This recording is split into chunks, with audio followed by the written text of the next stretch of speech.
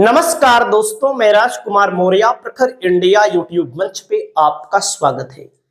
महाराष्ट्र के विधानसभा चुनाव के रिजल्ट को आए हुए 7 दिन हो चुके हैं। 23 नवंबर को नतीजा आता है और आज 30 नवंबर हो चुका है। महायुति की सरकार अभी नहीं बन पाई है, मुख्यमंत्री पर फैसला अभी नहीं हो पाया है। वहीं पर आपने देखा झारखंड में उसी दिन नतीजे आते हैं और मुख्यमंत्री की शपथ भी हो गई है। अब महाराष्ट्र को लेकर जो खबर आ रही है दोस्तों, खबर ये आ रही है कि एकनाथ शिंदे और शरद पवार के बीच कुछ खिचड़ी पक रही है। एकनाथ शिंदे ने शरद पवार के करीबी नेता से मुलाकात की है। पहले खबर आप देख लीजिए, उसके बाद हम बात करते हैं। आप यहां पर देख सकते हैं बड़े अक्षरों में, एनसीपी के शरद पवार गुट के नेता ने एकनाथ शिंदे से की मुलाकात। अचानक अपने गांव रवाना हुए शिंदे, महायुति की जो बैठक थी वो रद्द हो गई। शिंदे ने एनसीपी नेता शरद पवार से कर ली है मुलाकात। आप देख सकते हैं, ये खबर है। शरद गुट के नेता जितेंद्र हैं, जितेंद्र से मुलाकात की है और इससे सियासी पारा बढ़ चुका है, क्योंकि बीजेपी शिंदे को मुख्यमंत्री नहीं बनाना चाहती। क्यों नहीं बनाना चाहती? पहली बात, बीजेपी सबसे बड़ी पार्टी के तौर पर है, और दूसरी बात ये सामने आ रही है कि बीजेपी शिंदे को आगे नहीं बढ़ने देना चाहती, इसलिए क्योंकि जितनी सीटें महाराष्ट्र में आई हुई हैं वो अप्रत्याशित है।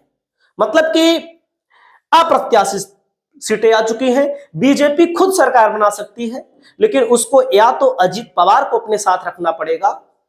अजीत पवार तो कह ही रहे हैं कि हम आपके साथ हैं, और अजीत पवार को जो 41 सीटें मिली हैं उनको भी नहीं पता था इतनी सीटें हमको मिल जाएंगी, सच्चाई यही है। और शिंदे को 57 सीटें मिली हैं, तो अगर शिंदे नहीं भी रहते तो बीजेपी सरकार बना सकती है।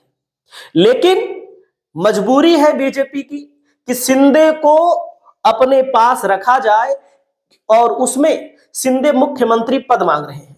अगर शिंदे को मुख्यमंत्री पद नहीं मिलता है तो शिंदे सियासी खबर ला सकते हैं।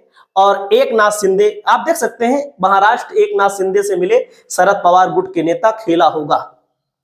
शरद गुट के नेता जितेंद्र हैं, जो इन्होंने महाराष्ट्र में सियासी पारा बढ़ा दिया है। आप लोग देख सकते हैं, आपके सामने जो खबर बता रहे हैं। और तो ऐसा बताया जा रहा है कि शिंदे नाराज है, और शिंदे से कहा गया था चुनाव जब होगा, चुनाव में अगर रिजल्ट आते हैं तो आपको ही मुख्यमंत्री बनाया जाएगा। तो इससे शिंदे जो है खामोश है। शिंदे अपने गांव रवाना हो चुके हैं। जब अपने गांव रवाना हो चुके हैं तो शिंदे जब भी अपने गांव जाते हैं, उसके बाद जब वापस लेते हैं आते हैं तो बहुत बड़ा फैसला लेते हैं। आप यहां पर देख सकते हैं, महाराष्ट्र की राजनीति का मेंटर बने रहना चाहते हैं शिंदे। सीएम पोस्ट नहीं मिला तो अब संयोजक पद पर नजर है इनकी।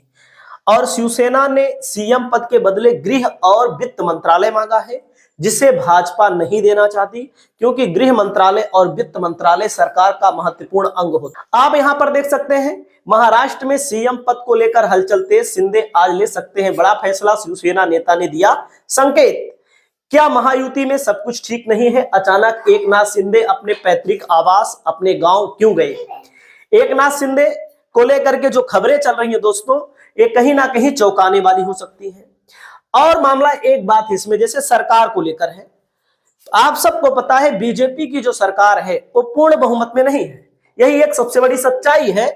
अब फैसला क्या होता है? 293 सीटें हैं बीजेपी गठबंधन के पास, बीजेपी की 240 सीटें हैं। इसमें जो टीडीपी है, टीडीपी चंद्रबाबू नायडू तेलुगु देशम पार्टी के जो मुखिया हैं, जो मुख्यमंत्री हैं, और आपको मैं बताना चाहता हूं कि इनके पास 16 सांसद हैं, और राजनीति के सबसे चतुर खिलाड़ी हैं जो बीजेपी के साथ हैं। उनमें से सबसे चतुर टीडीपी है। उसके बाद जेडीयू, जनता दल यूनाइटेड के 12 हैं।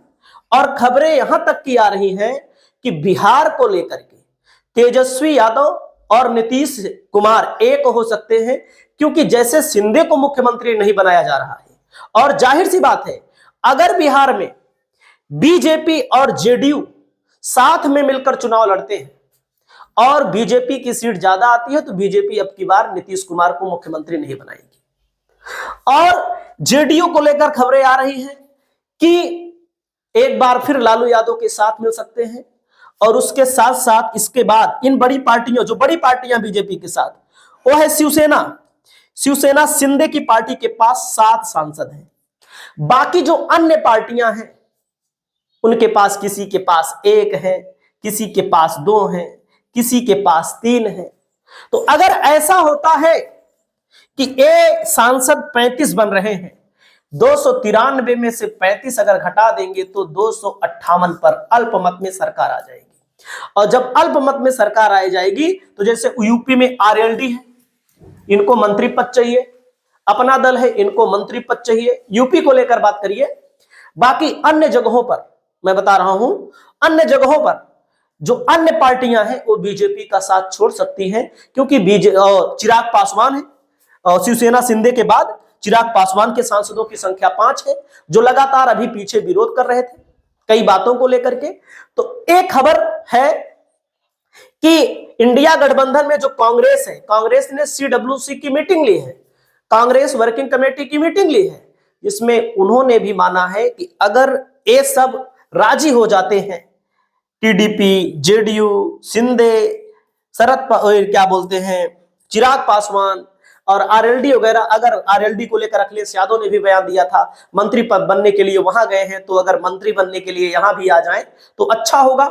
तो अगर ये लोग अपने आप को बचाना चाहते हैं, क्योंकि बीजेपी जिसके साथ गठबंधन करती है, पहले वो छोटे भाई की भूमिका में रहती है, फिर वह बड़ा बन जाती है और बड़ा बनने के बाद उसको खत्म कर देती है। और शिंदे इसी बात को लेकर नाखुश है। शिंदे कह रहे हैं हम बाहर से समर्थन आपको करेंगे। बाहर से समर्थन करने का मतलब हम अपना संगठन बनाएंगे, संगठन को आगे बढ़ाएंगे तो पार्टी को आगे बढ़ाएंगे, जब पार्टी को आगे बढ़ाएंगे तो बाद में बीजेपी के लिए ही समस्या होगी। और नीतीश कुमार भी यही है। नीतीश कुमार के साथ जो हो रहा है, नीतीश कुमार इंडिया गठबंधन के पार्ट्स थे, अगर शायद वे बीजेपी के साथ नहीं गए होते, जिस प्रकार इंडिया गठबंधन ने बेहतर प्रदर्शन किया, उनको भी उम्मीद नहीं थी, अगर बीजेपी के साथ नहीं गए होते तो आज प्रधानमंत्री बन सकते थे। हालांकि राजनीति के चतुर खिलाड़ी हैं लोग, पलटीबाज लोग हैं, कब किधर से किधर चले जाए इनकी बात का कोई भरोसा नहीं। ऊपर ऊपर कहते रहेंगे हम कहीं नहीं जाएंगे, हम तो यहीं रहेंगे, लेकिन आने वाले वक्त में आप देखिएगा राजनीति में कोई किसी का सगा नहीं है। ना तो बीजेपी किसी की सगी है, ना तो एक नाथ शिंदे किसी के सगे हैं। अपनी अपनी मजबूरियों के हिसाब से लोग जाते रहते हैं, पार्टियां बदलते रहते हैं। और जब एनसीपी के नेता से मिले हैं तो लोग कह रहे हैं कि एक नाथ शिंदे शरद पवार के संपर्क में है तो कोई सियासी गुल भी खिला सकते हैं। आपकी जो राय हो, आप अपनी राय को बताइएगा। नमस्कार।